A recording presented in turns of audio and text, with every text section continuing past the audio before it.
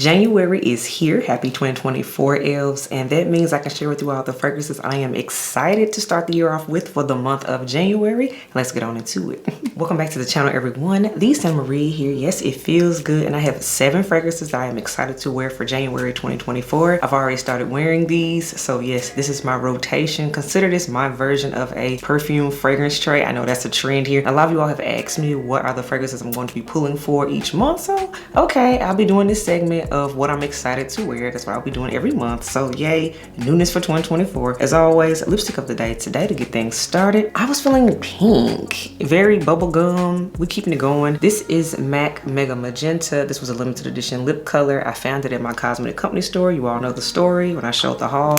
But yeah, get into it. And as always, details on the face will be in the description box below as always. Next up, we have fragrance of the day. And the fragrance of the day is actually one of the 7 fragrances I'm excited to wear. So let's go ahead and roll on into it. So fragrance of the day, and the first fragrance on the list I'm going to talk about is from the house of Tamine. Yes, Tamine London. And we have the infamous Peregrina. I did end up hauling this over the holiday break, so you will see it in my December haul video that should be up at some point if it's not already up when this goes up. But yeah, Tamine's Peregrina. Yes, you all remember I sampled this fragrance in a sampling series video I did a while ago, and you all know I was on the fence about it. So this scent was not a love at first sniff, but what do I always tell you all? And that is, I don't throw away my samples. Even when I say, oh, I hate something, I still do not throw them away, because sometimes it's a matter of timing, sometimes it's the season, sometimes it's a matter of, oh, I've smelled a whole bunch of things that day and now I'm just overwhelmed, my nose has fatigue. That does happen. We have to be real about that here in the fragrance community. We be smelling a whole lot of stuff. But alas, something in me told me to keep my sample of Peregrina, and I kept revisiting it. I kept playing in it on a whim, particularly on those days when I didn't have anything to do, no work to do, anything like that,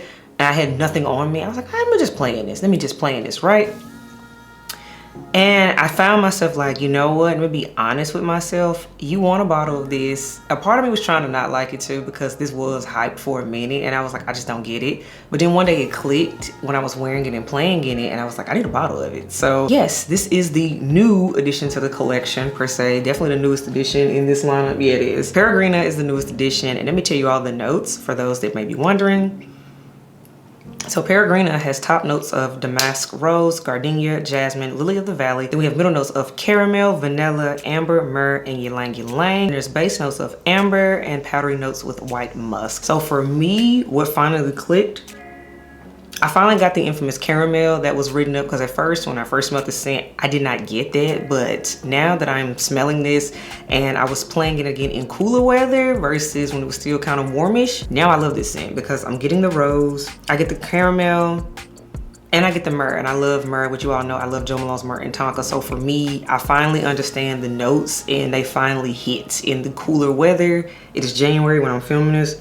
So for me, Peregrina is a cold weather scent because that's when it clicked for me, and therefore I am excited to wear this in the month of January. So Peregrina is the fragrance of the day, and this is also the first fragrance on my list of fragrances I am excited to wear for January. The next fragrance I am excited to wear, you all, in the month of January, this is, to me, is like the most slept on Kayali fragrance, period.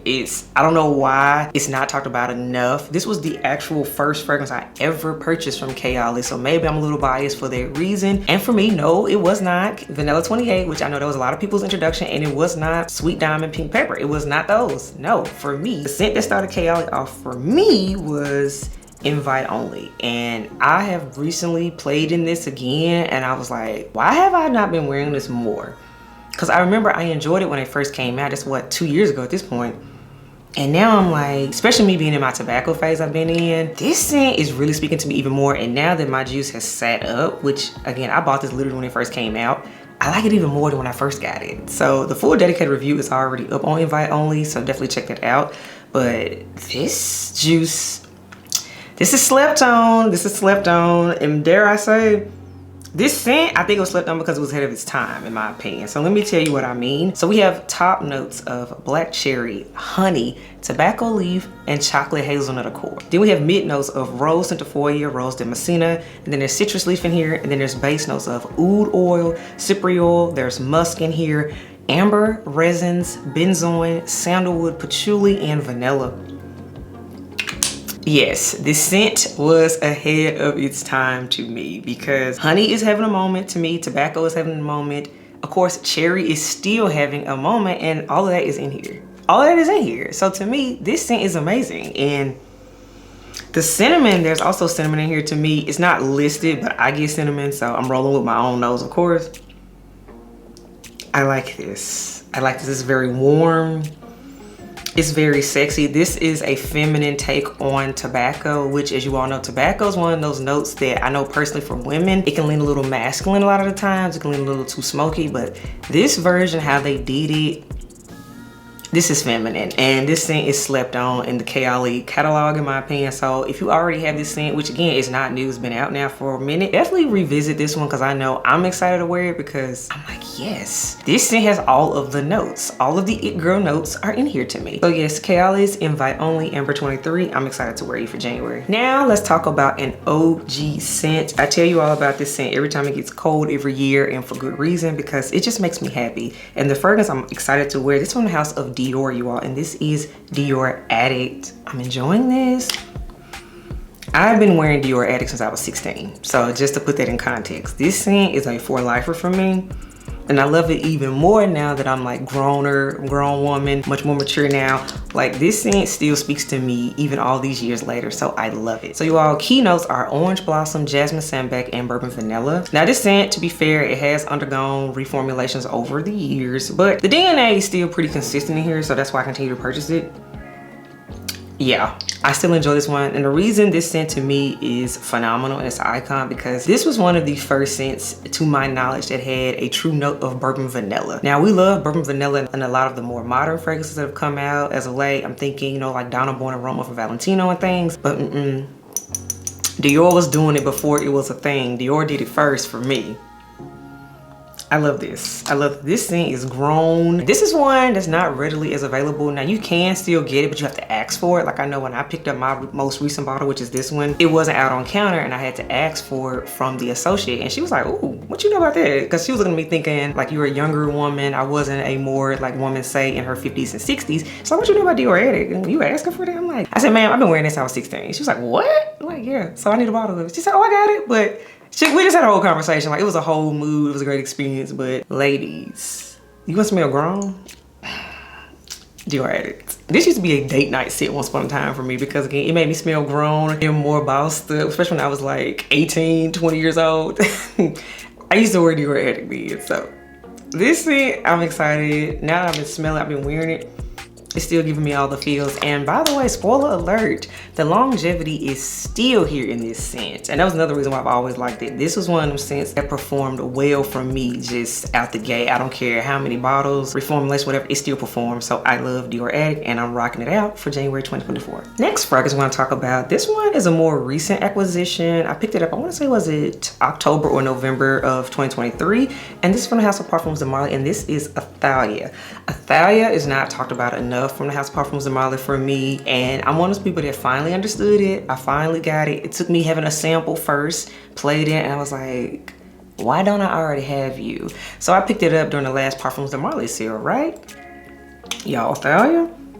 Oh, let me say this. You gotta be an iris lover to understand Aalia, and I love iris. It's one of my favorite notes in fragrances. Iris is the note that can make things smell more powdery. So if you like a powdery feel, you're more than likely gonna be an iris lover, and that is what's in Aalia. But let me give you all the full note breakdown. So we have notes of bitter orange, incense. Then we have mid notes of orange blossom, iris, and cashmere. We have base notes of musk, vanilla, and amber. This smells like I've been a kept woman my entire life. I am a pampered pooch, good and married. I ain't worked since I don't know when. I have everything I want. I have essays at all of my favorite boutiques. They know me, they know my husband. It's just given I've been living a real good life for a long time. I'm not new to this. That is Aalia.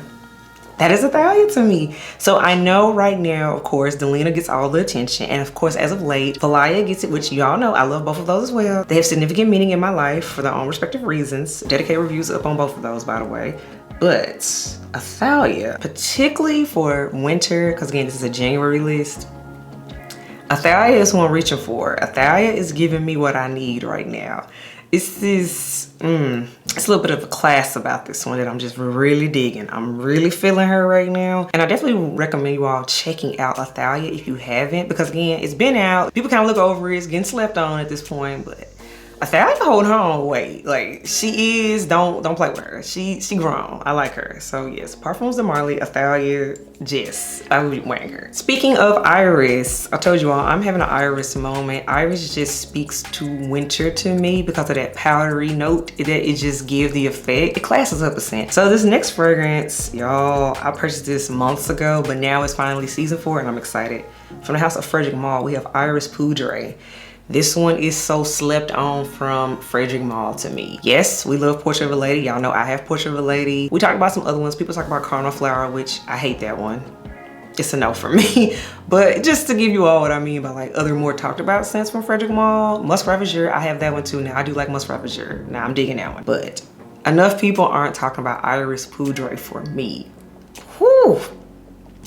This is a cold weather, amazing type of fragrance to me. So let's get into the notes, y'all. It has top notes of rose, violet, and ylang ylang. Then we have middle notes of iris, just straight up iris, because I mean, hello, it's Iris Poudre. Then in the middle we have, of course, just straight up iris, because it is Iris Poudre after all. Then we have base notes of sandalwood, musk, and tonka bean. Y'all, I first smelled this fragrance at this point 3 or 4 years ago in a discovery set I ordered from Frederic Malle, and when I say this scent lived rent-free in my head until I got a bottle.